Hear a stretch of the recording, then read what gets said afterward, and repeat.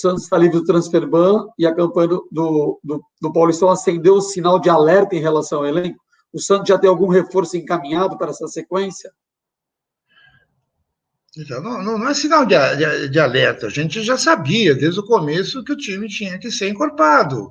Tá? Eu repito o que eu disse no começo. A gente não podia fazer contratações. O clube estava proibido de fazer em função do transferban.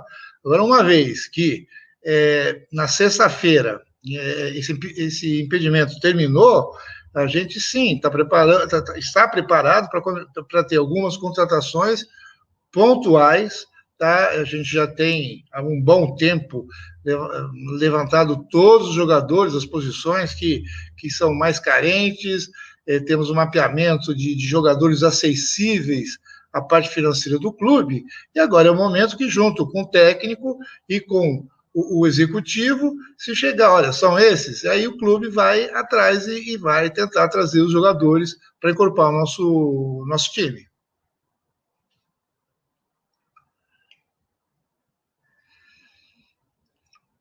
O Lucas Leite, do portal Meu Peixão, pergunta se o torcedor pode esperar novidades em relação a reforços do executivo.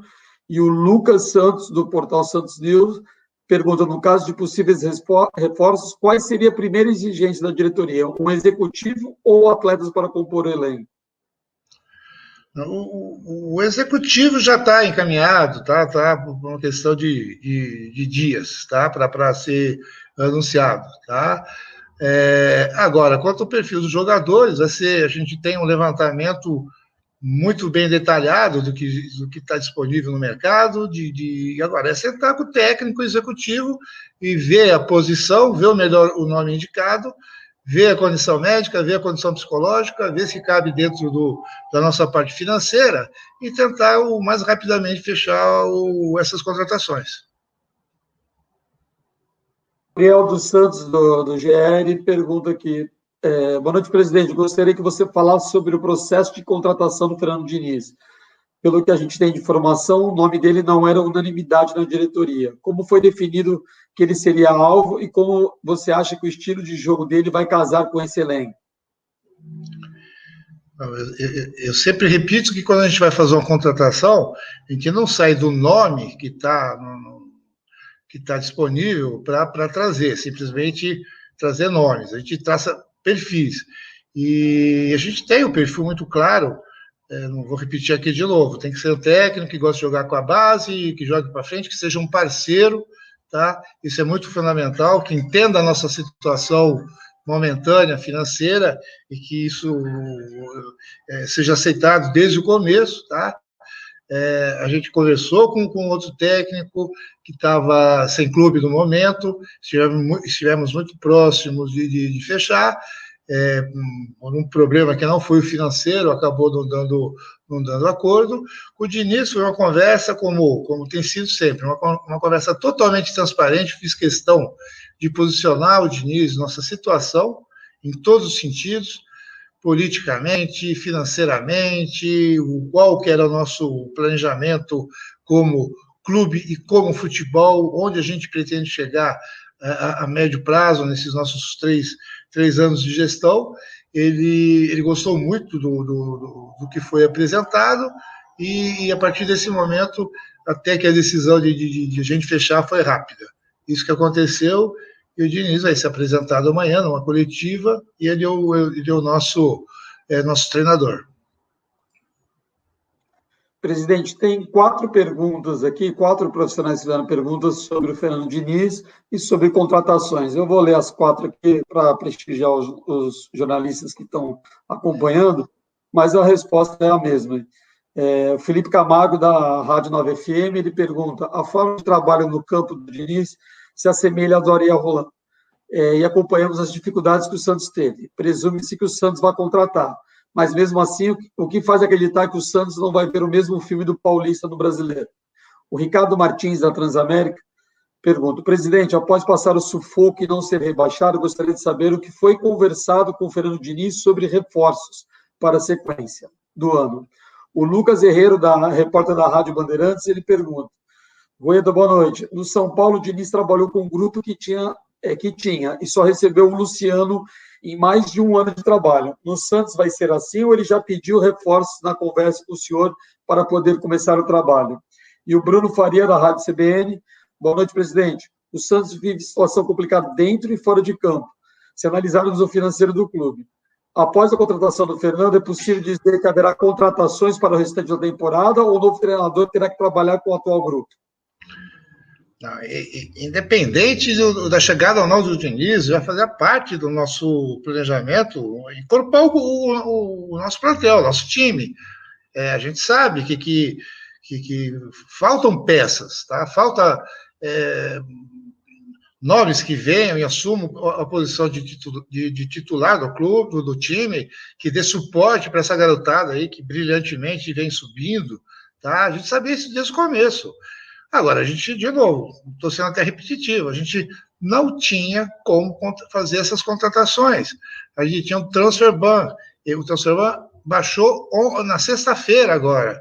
Sexta-feira. Por que levou esse tempo para baixar? Porque o clube não tinha dinheiro para fazer o pagamento ao time, ao time de Soteldo, e a gente dependia de uma venda, que só aconteceu agora com o Toronto. Tá? Isso resolveu o problema do transfer ban, tá? E a partir desse momento a gente pode começar a fazer o que já tinha planejado. A gente sabe que a equipe tem que ser complementada, tá, com jogadores com mais experiência, com mais tarimba, para que ajudem o time a ficar mais forte, tá, e ajudem a nossa molecada da base, que troquem experiências, que incentivem. Isso já é sabido, não é agora, não é porque a gente passou esse sufoco no finalzinho do Paulista que vai acontecer. Isso já fazia parte do planejamento. Só a gente não conseguiu fazer antes porque não tivemos condições. Agora temos. Então, junto com o técnico, junto com o executivo, com calma, vamos ver em que posições e sair atrás para deixar o time bem mais forte.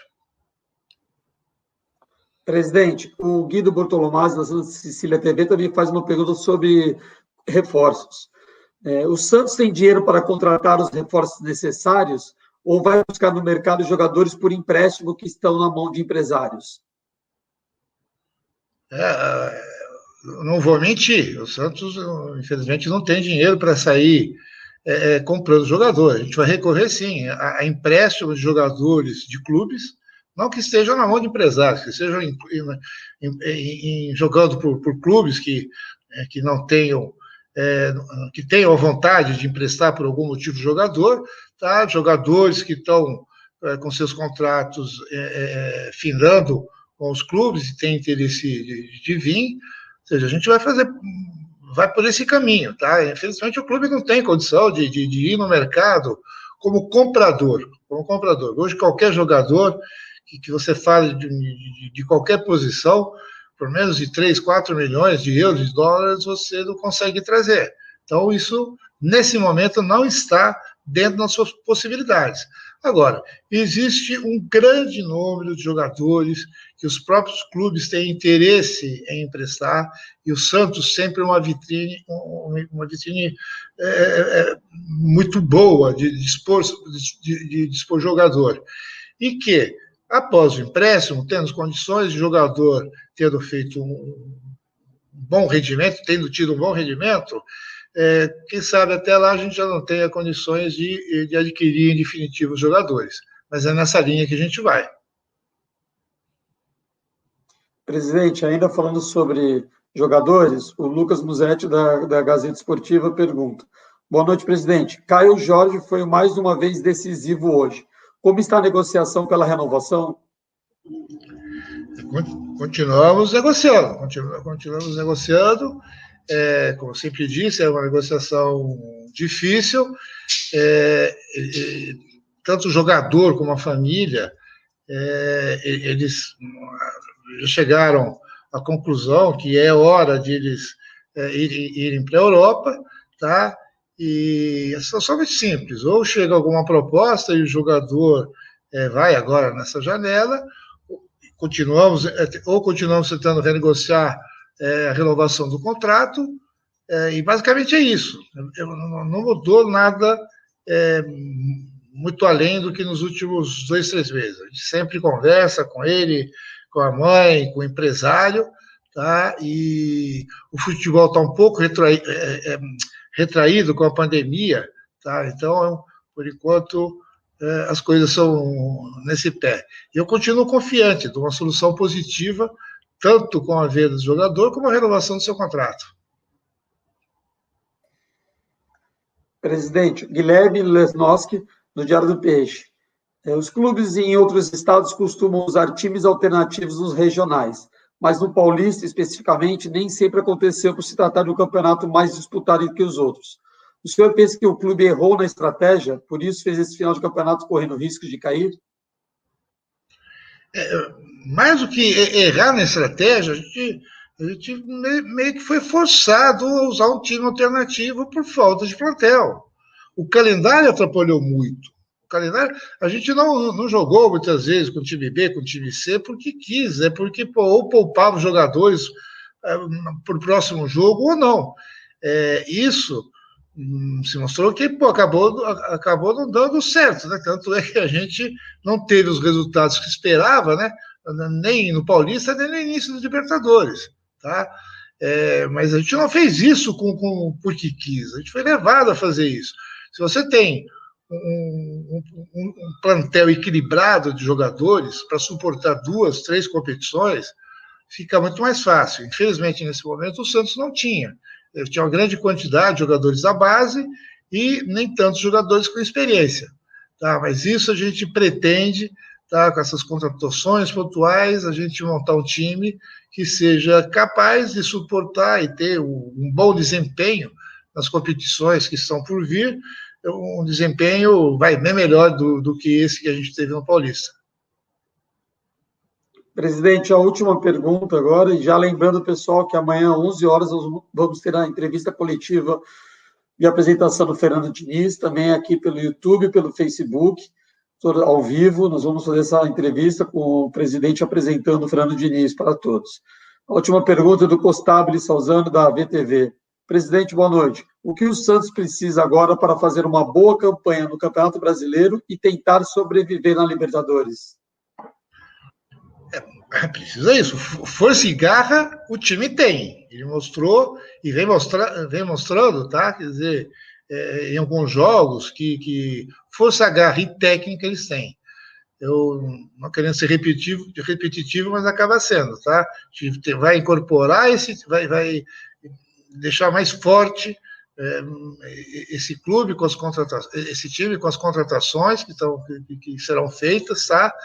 E com certeza a gente vai ter um time que vai fazer um papel muito bonito na própria Libertadores. A gente vai tentar.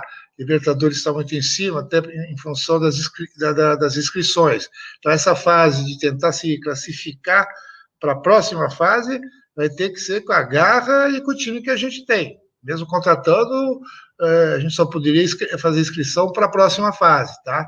Então, a gente acredita, até o último momento, que isso é capaz, tá? E dá a volta por cima. Quer dizer, o Santos sai muito mais fortalecido do que entrou. A gente entrou em alguns campeonatos colhendo os frutos que foram plantados, né? Como sempre, a base salva, a base não só salva, mas ela tem que ser ajudada, tá? Ela sozinha não acontece. A gente tem uma geração como poucos times podem se dar o luxo de ter. A gente viu hoje em campo quantos jogadores oriundos da nossa base fazendo um papel lindíssimo, literalmente numa fogueira. Se o presidente estava preocupado, nervoso com o jogo, se a diretoria estava nervosa, a torcida estava nervosa, imagina a molecada que entrou no campo representando o nosso clube. Era natural que eles sentissem também a pressão. Superaram. E isso faz parte do amadurecimento deles na vida. Tenho certeza que hoje, todos, né, tanto a torcida como dirigentes, como jogadores, amadureceram um pouco mais no sentido de como encarar o futebol. E a nossa obrigação é corrigir essa rota, quer dizer, encorpar. Agora que a gente pode, a nossa obrigação, sim, encorpar o time para que tenha um bom papel nos próximos campeonatos aí que vem pela frente.